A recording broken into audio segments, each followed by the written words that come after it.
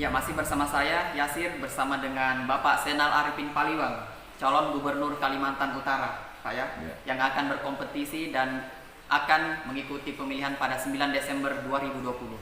Ya, langsung saja saya tanyakan Pak, bagaimana ceritanya Pak sehingga Pak Senal Arifin Paliwang akhirnya memutuskan untuk ikut berkompetisi di pemilihan Gubernur Kalimantan Utara? Ya. Baik, awalnya saya hanya digadang-gadang untuk menjadi calon wakil gubernur. Ya. Dari beberapa orang di Kaltara ini mengajak saya, ya, menggandeng saya sebagai wakil gubernur. Tapi berjalannya waktu, banyak keinginan masyarakat, Bapak kenapa harus wakil gubernur? Ya. Kenapa tidak gubernur saja, ya kan? Nah, itu yang mereka sampaikan ke saya. Dan saya timbang-timbang memang saat itu bahwa ya kalau memang masyarakat menginginkan saya untuk maju sebagai gubernur di Kalimantan Utara, banyak pendukung yang mengusung saya, ya saya coba untuk menurunkan tim dulu ke Kalimantan Utara untuk melakukan survei. Ya. Nah, jadi pada bulan Juli lalu kami turunkan survei di Kalimantan Utara dan hasilnya itu singkatnya hasilnya 70% masyarakat Kalimantan Utara itu menginginkan adanya perubahan. Jadi Bapak memutuskan itu tidak ujuk-ujuk langsung Tidak, Pak ya, tidak. berdasarkan hasil survei yang Ya. realistis Pak. Ya, betul. Ini hasil survei yang bicara, bukan kata saya, kata orang lain. Kemudian 70% masyarakat Kalimantan Utara itu menginginkan adanya pemimpin baru di Kalimantan Utara ini. Saya tidak tahu bagaimana kok masyarakat minta adanya pemimpin baru untuk di tahun 2021 ini. Itu yang mendasari sehingga Bapak mau memberanikan diri Pak ya untuk maju sebagai calon gubernur Kaltara. Ya, saya menjadi calon gubernur Kalimantan Utara ini tidak main-main, Ya. ya, tidak coba-coba dan tidak untung-untungan. Semua berdasarkan analisa, semua berdasarkan hasil survei dan beberapa keinginan daripada tokoh-tokoh masyarakat, ya, tokoh pemuda, tokoh olahraga, tokoh budaya, itu banyak meminta saya untuk maju sebagai calon gubernur. Ini Pak, pencalonan Bapak kan akhirnya didukung oleh banyak partai besar Pak yang mendukung. Seperti apa dinamika atau komunikasi politik sebelum akhirnya memutuskan Bapak itu seperti apa Pak? Panjang, Panjang ya? sangat panjang ceritanya. Proses mendapatkan usungan dari partai besar ini sangat panjang. Dan saya sejak awal tidak pernah mengganggu partai yang punya calon akan maju. Itu prinsip saya. Jadi saya selalu saat itu akan meraih partai politik yang tidak ada calonnya untuk maju sebagai gubernur di Kalimantan Utara. Walaupun ada, saya akan selalu komunikasi empat mata kepada calon-calon daripada partai ini. Dan akhir pembicaraan itu pasti mereka menyampaikan bahwa silakan Pak Jainal, saya tidak jadi maju, silakan pakai partai saya. Gitu. Akhirnya Bapak didukung oleh partai apa aja nih Pak? Ya, saya alhamdulillah untuk calon gubernur ini saya didukung oleh partai PDI Perjuangan, kemudian Gerindra, Demokrat, dan partai P3. Di samping itu ada dua partai pendukung yaitu Gelora dan PKPI. Terkait wakil gubernurnya Pak, calon wakil gubernur Pak. Ya, Pak Jansen. Jansen, ya. Bagaimana prosesnya Pak akhirnya memilih Pak Jansen sebagai pasangannya Bapak untuk 9 Desember akan datang? Saya komunikasi politik dengan beliau hanya 1 minggu tidak lama. Ada yang sudah 8 bulan komunikasi politik dengan beliau tapi tidak jadi. Ya. Ya, saya alhamdulillah 1 minggu Pak. 1 minggu saya komunikasi dengan Langsung beliau, jadi. langsung jadi. Ya, namanya jodoh kan. Betul, Pak. Tidak perlu lama-lama. Karena saya dan Pak Jansen sudah satu visi, satu misi, satu niat, satu hati untuk melaksanakan bagaimana Kaltara ini bisa berubah dengan baik, Kaltara ini bisa lebih maju dan masyarakatnya sejahtera.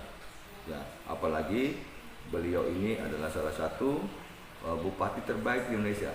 Ya, masalah birokrasi, ya, beliau ini birokrat hebat, ya. Kemudian beliau juga nasionalis yang selama memimpin Malino tidak pernah membeda-bedakan Anda siapa, aku siapa.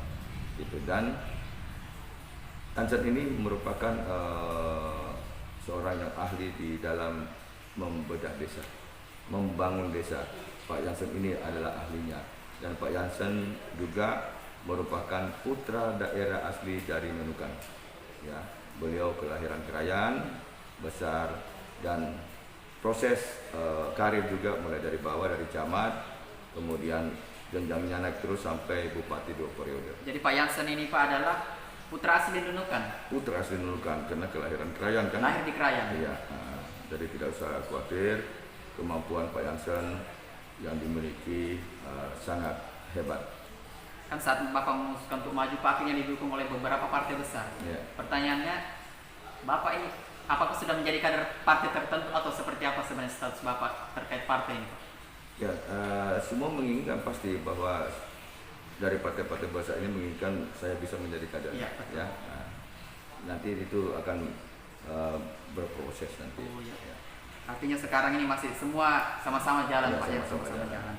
Terkait bagaimana Pak nanti Bapak kan profilnya adalah memimpin Polri Pak ya, dan kalau terpilih akan memimpin birokrat dan juga masyarakat nih Pak. Tentunya ada berbeda karakter di sana. Bagaimana Bapak nanti menjalankan itu Pak, birokrat dan juga memimpin masyarakat itu? Ya. Memimpin masyarakat beda dengan memimpin waktu saya menjadi Kesatuan Polri ya. Karena memimpin masyarakat ini kita harus melihat karakter masyarakatnya itu sendiri, bisa membaca bagaimana kearifan yang ada di situ, ya kita harus pelajari semua. Dan dalam memimpin itu yang penting di sini adalah kita harus tetap disiplin, ya, disiplin dalam bekerja, disiplin dalam berdinas, ya, dan disiplin dalam waktu. Itu yang selalu akan saya lakukan, masalah disiplin. Tapi yang lain-lain saya akan melihat situasi di mana saya bicara, kemudian di mana saya akan melakukan kegiatan-kegiatan, itu akan kita pelajari semua sehingga semua masyarakat bisa menerima kehadiran saya di Kalimantan Utara ini.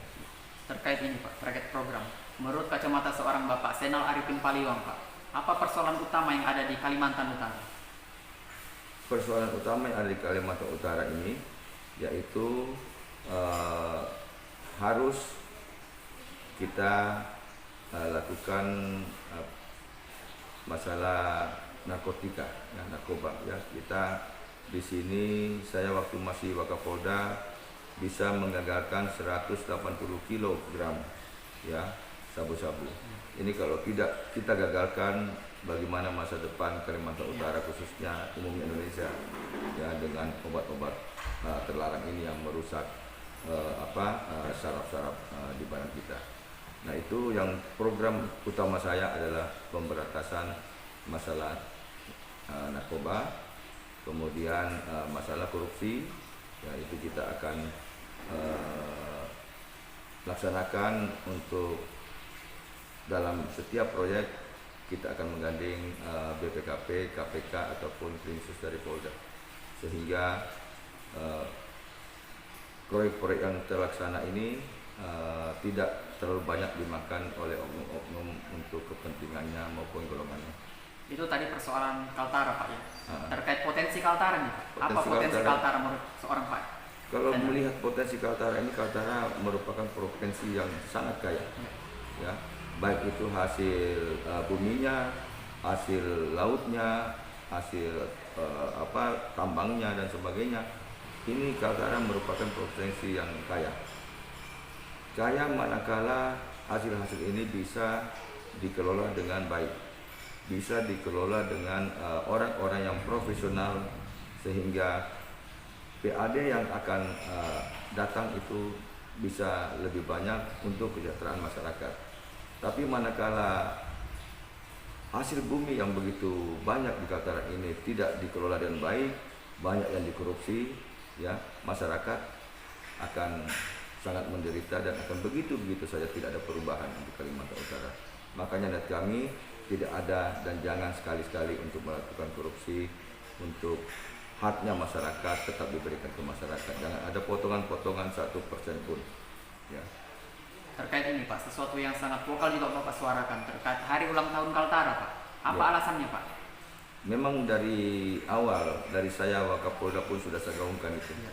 Bukan karena saya menjadi salah satu calon gubernur di Kalimantan Utara ini, karena yang pertama kita harus menghargai jerih payah para pejuang-pejuang kita, ya, para sesepuh-sesepuh kita yang mengantarkan, ya, yang berhasil mengantarkan berdirinya Kalimantan Utara ini sebagai daerah otonomi baru saat itu, ya, yang mana saat itu terbentuknya Kalimantan Utara ini adalah tanggal 25 Oktober 2012, ya, sehingga 2020 tanggal 25 Oktober yang lalu merupakan ulang tahun ke-8 Provinsi Kalimantan Utara.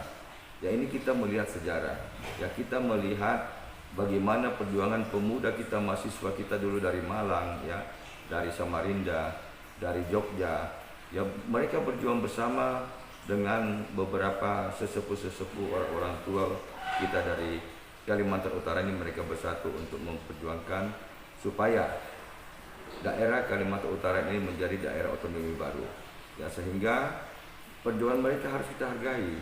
Jangan membuat opini-opini lain terhadap Kalimantan Utara, lahirnya Kalimantan Utara, ya. Sampai sekarang pun yang saya tahu bahwa belum pernah ada diputuskan oleh seluruh anggota dewan mengenai penetapan hari ulang tahun Kalimantan Utara. Tetapi saya tahu persis bahwa sesuai dengan keputusan yang diambil oleh anggota DPR RI saat itu, sudah ada surat keputusan, ya, tentang pembentukan daerah otonomi baru Kalimantan Utara itu adalah tanggal 25 Oktober 2012. Sehingga di mana-mana itu saya gaungkan supaya masyarakat tahu bahwa Kalimantan Utara itu ulang tahunnya tanggal 25 Oktober 2012. Tanggal 25 Oktober Pak, ya, ulang tahun Kaltara. Betul, bukan April. Bukan April. Ya. Ini Pak terkait pencalonan Bapak menuju Pilgub ini Pak. Seperti apa optimisme seorang Bapak Senal Paliwang akan memenangkan kompetisi Pilgub ini Pak? Ya, saya sangat optimis. Ya, saya sangat optimis. Yang pertama, hasil survei yang bulan Juli lalu 70% menginginkan adanya perubahan, 70% menginginkan adanya pemimpin baru di Kalimantan Utara ini. Kedua, dorongan dari beberapa tokoh masyarakat, ya, tokoh-tokoh masyarakat untuk saya maju menjadi gubernur di Kalimantan Utara, memimpin Kalimantan Utara ini dengan amanah. Yang ketiga, beberapa kelompok-kelompok suku, ya, yang ada di Kalimantan Utara ini sudah mendukung saya, memberikan support, memberikan dukungan saya untuk bisa sebagai pemenang nanti di tanggal 9 Desember nanti. Terakhir Pak, closing statement Pak dari Bapak Senal Arifin Paliwang. Saya mengharapkan khususnya anak-anakku milenial, pilih pemimpin yang betul-betul dekat dengan rakyat, pilih pemimpin yang betul-betul menginginkan adanya perubahan, dan jangan lupa jangan pilih pemimpin yang korupsi. Itu saja. Luar biasa Pak ya komitmen Bapak tadi. Mudah-mudahan perbincangan kita ini Pak ada ini Pak ya, disaksikan milenial dan menjadi pertimbangan mereka dalam memutuskan nanti Pak ya, siapa yang akan memimpin Kaltara. Insyaallah. Semoga sukses selalu Pak dan mendapatkan hasil yang terbaik nanti. Amin. Ya, itu tadi. Terima kasih banyak Pak. Luar biasa. Saya sebenarnya sangat ini Pak ya, seorang Pak Jenderal luar biasa sekali. Terima kasih sekali lagi atas waktunya ingin berbincang bersama kami. Ya, kami akhiri perbincangan saya dengan Pak Senal Arifin Paliwang. Terima kasih sekali lagi Pak. Assalamualaikum warahmatullahi wabarakatuh.